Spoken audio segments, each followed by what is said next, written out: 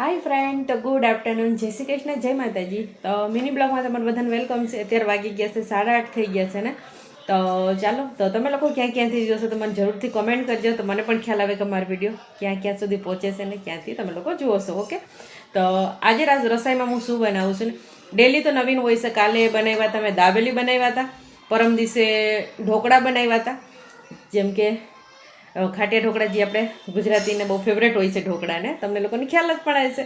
તો મારી રેસીપી તમને બધાને બહુ સારું લાગે છે. તો ચાલો, આજ મેં શાકભાજી લેવા ગયા હતા માર્કેટમાં સવારમાં, એટલે મસ્ત મસ્ત શાકભાજી બહુ ફ્રેશ લઈ આવ્યા છે આપણે સવારમાં શાકભાજી. તો ઓલમોસ્ટ આજે હું ફ્રી પણ નહોતી બપોર સુધી. તો ચાલો, તમને લોકોને શું બનાવું છું ને, તો એની રેસીપી તમને શેર કરું છું. તમે પણ જોઈને બનાવજો, તમને કેવું લાગે ને મને કમેન્ટ પણ કરજો. તો અત્યારે કન્ટિન્યુ એવી કોશિશ કરીશ કે ડેલી એક બ્લોગ તો રેસીપીનું હું લઈને આવીશ તમારા બધા માટે થઈને. તમને બધાને મારી રેસીપી બહુ ગમે છે, એના માટે થેન્ક યુ સો મચ આટલું બધું પસંદ કરવા માટે થઈને. તો ચાલો આપણે મળીએ ત્યારે કિચનમાં. આજે શું બનાવું છું ને એની રેસીપી તમને શેર કરું છું, તો વિડીયોમાં કન્ટિન્યુ રહેજો. તો હાય ફ્રેન્ડ, તો આવી ગઈ છું મારા કિચનમાં. તો તમે જોઈ શકશો, એક ટમેટા મેં લઈ લીધા છે, રીંગણા આપણે 2 રીંગણા લઈ લીધા છે અત્યારે. તો 2 રીંગણા ને મસ્ત મજાની લીલી ડુંગળી પણ હું માર્કેટમાંથી જ લઈ આવી હતી છે ને, બહુ સરસ. ને આ લઈ લીધા છે ધાણા, અડધું ફાડું આપણે લઈ લીધું છે લીંબુ, આ લઈ લીધો છે મીઠો લીમડો. ને તમે મસાલા તો મારે જોતા જશો કે ઓલમોસ્ટ આટલું બધું હું રેસીપી મારું બનાવું ને ત્યારે હું ઉપયોગ કરું છું. બહારનું આપણે કોઈ પણ વસ્તુ યુઝ નથી કરતા.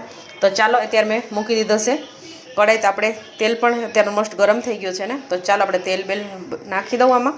તો ચાલો, તમને વિડીયોમાં કન્ટિન્યુ રહેજો. તો અત્યારે તમને જોવા મળે, જોઈ શકશો, તમને જેટલું તેલ પસંદ હોય ને, એ અમારે તો થોડુંક તેલવાળું વધારે ગમે બધાને, એટલે મેં 3 ચમચી તેલ લઈ લીધું છે અત્યારે. તો ઓલમોસ્ટ મારે ઓઇલ ગરમ પણ થઈ ગયું છે. તો ચાલો, તો આ તો રેસીપી કંઈ જરૂરથી એકવાર તમે લોકો ટ્રાય કરજો, તમને પણ બધાને ગમશે. તો 1 ચમચી આપણે રાઈ એડ કરી દીધો છે આમાં, તમે જોઈ શકશો. મારે નાનું ચમચી છે ને ક્યુટ, એટલે હું 2 ચમચી આમાં એડ કરું છું. તો 1 ચમચી આપણે આમાં જીરું લઈ લીધું છે,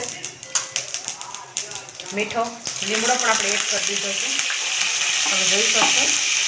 આપણે આમાં લઈ લેશું હવે ડુંગળીને ફ્રાય કરશું, જ્યાં સુધી ચડી ના જાય, એનો કલર ના આવી જાય ત્યાં સુધી ડુંગળીને એકદમ ફ્રાય કરવાનું છે આપણે.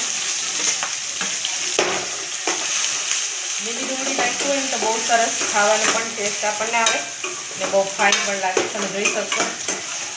તો એમાં આપણે થોડી વાર ચડી જશે, એના માટે થઈને આપણે નમક 1 ચમચી ને થોડું એટલું, એટલે 1.5 ચમચી આપણે નમક એમાં એડ કરશું.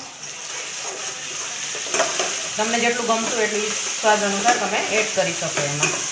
લીધા હતા તો ટમેટા મેં 1 ટમેટું સુધા લીધું હતું, દેશી ટમેટા છે ગાઈસ, તમે જોઈ શકશો. ખાવામાં પણ બહુ ટેસ્ટી લાગે ટમેટા. તો રીંગણામાં ઓરોમાં તો જેટલું મસાલો હોય ને, જેટલું મતલબ કે જેટલું ગ્રેવી હોય એ રીતનું શાક આપણને ખાવાની બહુ ટેસ્ટ લાગે છે. તો થોડી વાર આને આપણે 5 મિનિટ માટે ચડવા દઈશું એને, પછી બધો મસાલો એડ કરશું.